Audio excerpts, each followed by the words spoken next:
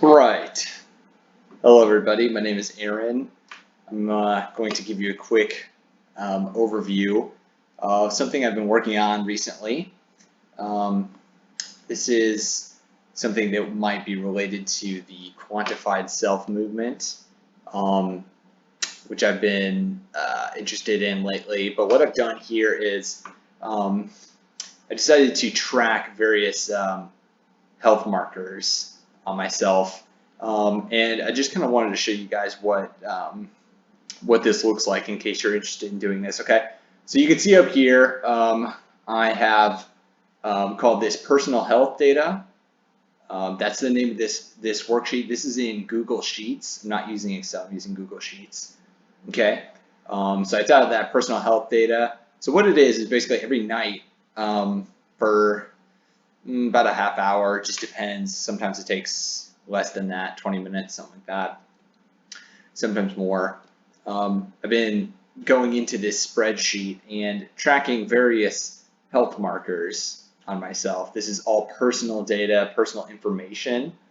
All the numbers that you're seeing here represent different health biomarkers that I've tracked. You can see that first of all, I'll run you through this. I have various sheets down here, different sheets. I have the biomarker sheet, which is just kind of like general symptoms that I'm experiencing right now, as well as various body metrics such as weight, body mass, muscle mass, temperature, glucose, blood glucose, etc. Okay, and then you can see here, I've got another sheet here that I've created. Basically, I'm tracking everything that I eat during the day. This is alphabetically organized up here in the first row. So we have, different single ingredient foods that I eat, such as almonds, right? Apples, Granny Smith. I break it down by type. Asparagus, avocado, blueberries, bread, buckwheat, butter, cow butter, almond butter, carrots, cashews. You can see the trend, right? So I have all of these various food items that I consume up at the top, and it even goes all the way over here. You can see on the left-hand side, what I've got is various metrics on each of these foods, right? So pretty much every metric that I can think of, this is just in the early stages. I've got a lot of ideas for what I want to do with this. You can see here on the left-hand side, I have calories, right? So the calories, every number that you're seeing here is the amount per 1 gram of the food that's being consumed. So for instance, calories in the calorie row almond column here says 5.98. Hopefully you guys can see that right there, right? This is the formula. So it's 5.98. What I've done is there's 598 calories over 100 grams or in 100 grams of almonds that I found after doing some research. So approximately 598 calories per 100 grams. I divide 598 by 100 to get the calorie per gram. That's what you're seeing here. You see the calorie per gram of almonds is 5.98. The calorie per gram of a Granny Smith apple is 0.58, so what fewer calories. So you can see the various values are reflected here. Asparagus has 0.18 calorie per gram. Avocados have 1.6 calories per gram, etc., etc. Blueberries, right? Okay. I've broken it down into macronutrients, right? So we have total carbs, we have total fats down here in A23. Down here in A27, I have total protein, right? And then under each category, and again, this is very basic. I just started this not too long ago, so got a lot of fun ideas I'm entertaining here. But total carbohydrate, you can see I've broken it down by the type of carbohydrate, right? So not only do we record that an almond has 0.21 grams, or I'm sorry, 0.21 total carbohydrates per gram. That's what that means. Not only do we see that, but what I've done is I've broken it down.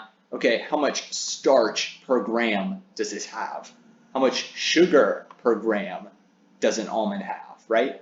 you can see that an almond has 0.01 grams of starch per gram of almonds. You can see that 1 gram of almond has 0.05 grams of sugar. Okay, so I've been really granular in how I've been breaking this down, and you'll see why later. I don't know how much I'm going to cover in this video. I'm going to record some more videos, so hopefully you guys can maybe create something like this for yourself. I've broken it down into FODMAPs: glucose, sucrose, maltose, galactose, fructose, lactose, mannitol, sorbitol, gosphos, right? Recording each value per food item. So what this does, so this is my input spreadsheet, right? So all the metrics for each one of these types of foods is represented in this spreadsheet right here, in this food input spreadsheet.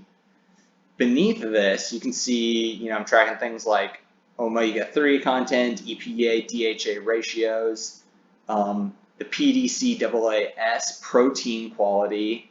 You can see there's a ton of blanks here because I haven't gotten, it's very time consuming to research these. You got to make sure you get them right. But I eventually want to fill in all of these cells, right? So the casein content in, obviously Apple has no casein, right? So I'm not going to fill this in. But, cheese, goat cheese over here probably does have casein, right? Probably has A2 casein in it, right? So eventually I'm going to record that in this cell. And what that allows me to do, once I record these values, I can come down. This is over here, you can see that we've got a new section here, right? Okay, so after mycotoxins, now we're starting something new. This is called the date section. I have the date of all the days I've been tracking so far. So March 2nd, 2021. I don't know when you're watching this, but that was a couple weeks ago. So since that day, what I've been doing is tracking. Each of these numbers represents the amount of grams of that food that I ate for the day. So for instance, yesterday on March 25th, right, 2021, we go down here into the blueberry column. You can see I've eaten 58 grams of blueberries, right? 58 grams of blueberries.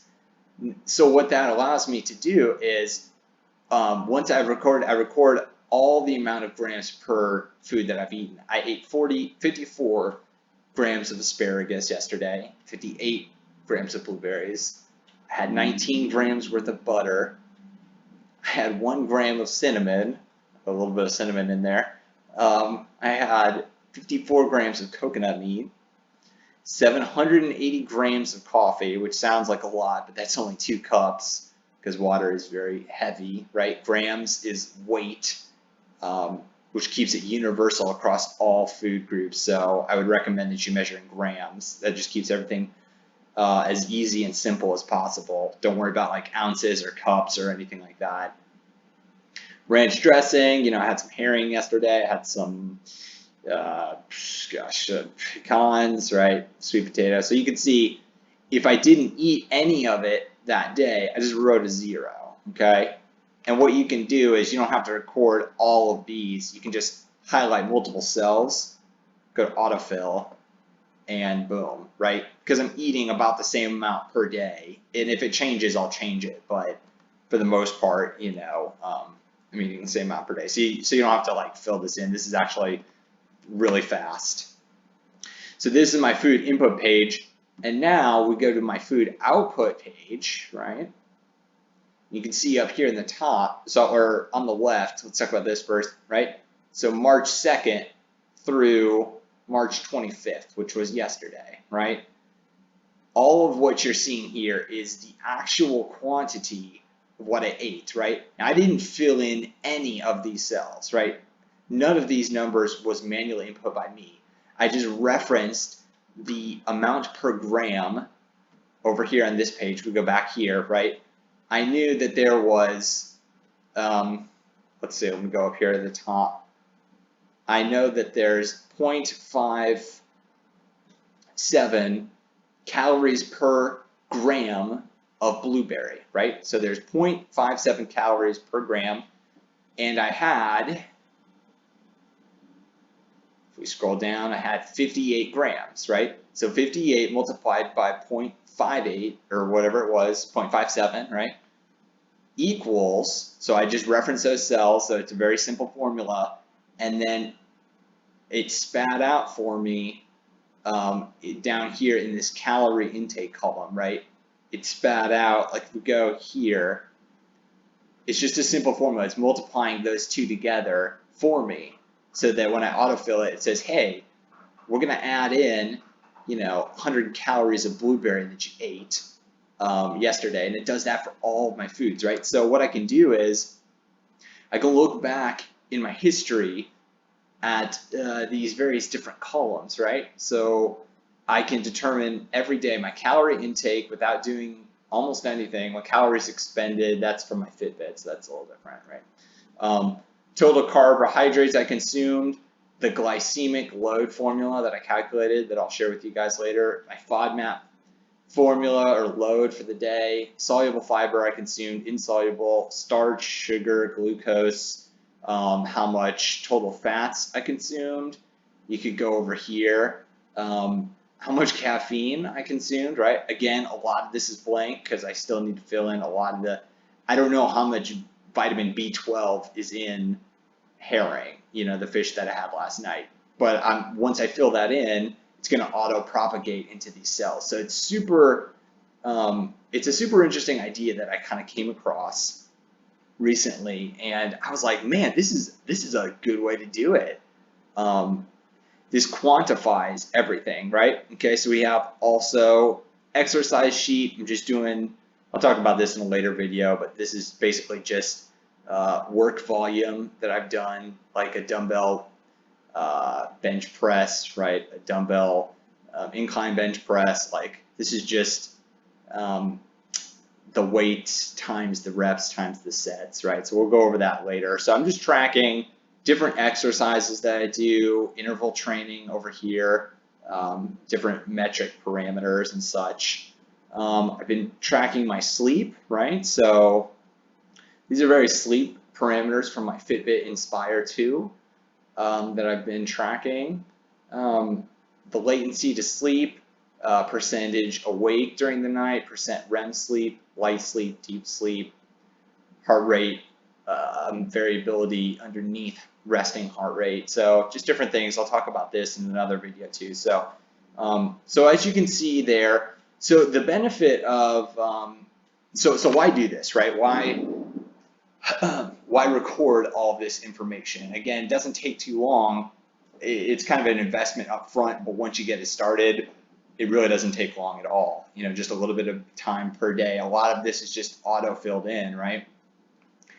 The reason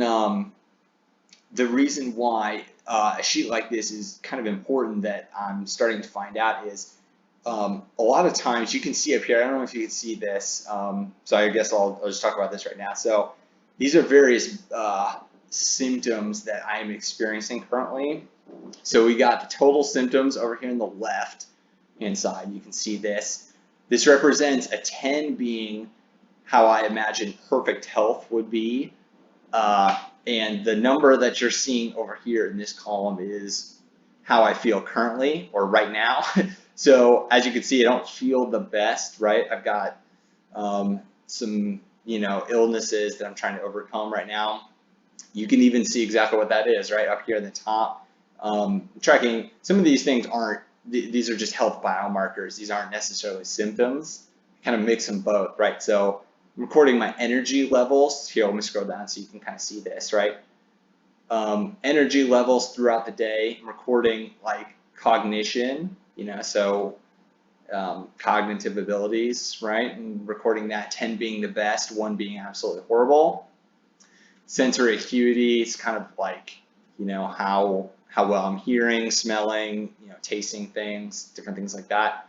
You can see here, this is kind of my terminology for brain fog. So one of the biggest things that I'm struggling with right now is just absolutely horrible brain fog. Like that number that you're seeing there, 5.5, that means that 10 is zero brain fog, 1 means like I'm passed out, like I'm I'm in a coma, and 5.5 right there is, so basically what I'm saying with that number is I'm only about 50% conscious today because it's that bad. Like, and yeah, so we'll get into that later, but that's kind of what that means. And joy, this is a marker of depression. So this is 10 being absolutely zero depression, completely happy. 1 being like I can't get out of bed because it's that bad. You can see that that's also pretty bad. You know, some of these other markers, right? Anhedonia, connection, how connected I feel with other people. Libido, there you go, right? Not so great.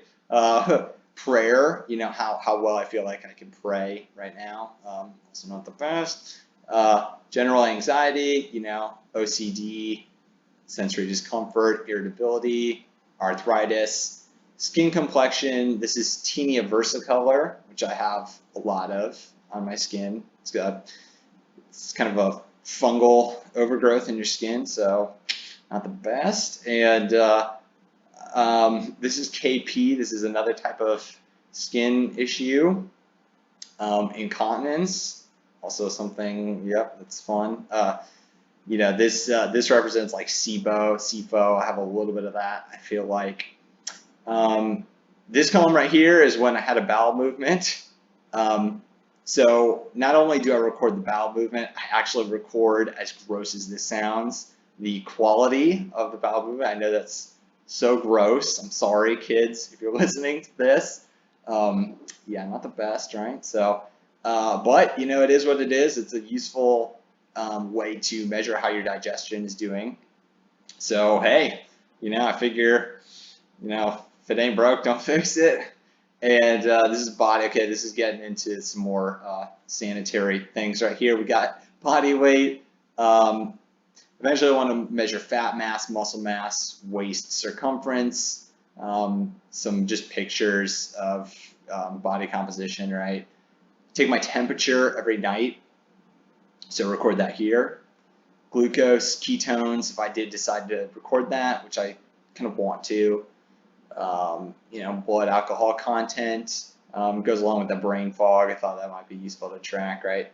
Yeah, so I mean, you can just kind of see the idea. So basically, I have a lot of these are all subjective rating scales, so you do have to input these every day. So this is just kind of like scale 1 to 10 at night. You know, real quick, how did I feel through the day? And I just put that down over here on this the date column over here. So as you can see, I got a lot of health issues I'm looking to solve. I know I will resolve all of them. I'm very hopeful. It's just a matter of time. But I figured what happens is I've been struggling with these for a long time. So probably like 5 years. Almost all of these that you see, I've been struggling with 5 years. And what I would do is at night, the only thing for the last 5 years I've been recording essentially is this column right here, right? You can see just a daily score. I've been very consistent. You can't see it here, but very consistent recording these scores over here, you know, throughout the week. But the problem was this is terrible. Like if this is so I was doing it all wrong. Like if this is the only thing that you're recording right here, you have literally nothing to go on, right? You don't know what's causing what food that you're eating is causing which symptom, or that you're not eating is causing which symptom.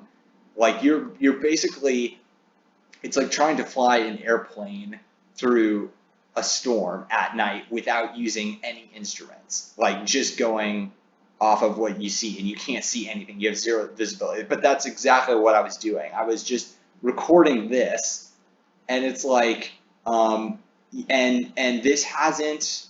I'll give you another little tip here, or not tip, but this hasn't gotten any higher than an 8. There was 4. I think there's 3 days in the last 5 years I've gotten anything higher than a subjective 8 out of 10 for my health, right? So very, very persistent. And I just got to the point where I was like, you know what? Like, this is stupid, right? Like, if this is the only thing I'm recording, it's no wonder that I can't figure this out, right? So what I'm hoping to do is once I get enough of these data points in and these data points over here, I'm going to start running some mathematical correlations to this. So I'm going to try to find the Pearson's correlation of R squared, to see what the mathematical correlation is between, okay, total carbs and brain fog. Is there any correlation there? I want to know the exact coefficient, the number that links that, so I can say once and for all, okay, either carbs help me with the brain fog or they don't, right? So that's kind of the point of this. It's just to get it out of my head and onto the spreadsheet so that I can actually work with this kind of stuff, right? So, you know, it's still kind of in the beta stages, right? I'm still testing the stuff. I've got a lot of ideas for it, and things that I can do. So we'll see. Yeah, we'll see if it works. I just kind of want to give you guys an overview. I might encourage you to go ahead and complete one of these for yourself. Don't use these for your symptoms, right? Just whatever you're dealing with as far as your health, go ahead and write down, create columns for it. Start writing down your subjective measures of how you felt during the day for different things, and you're going to start to see correlations between things. I would highly recommend that you start doing that. I wish I'd done this 5 years ago. It could have saved me a lot of time. So, all right, until next time, thank you guys, and please subscribe to the channel for more videos. I'm going to be going into further detail and show you how to do this, and I'm constantly updating this, so show you guys what works, and we'll go from there. Thanks, guys. Take care.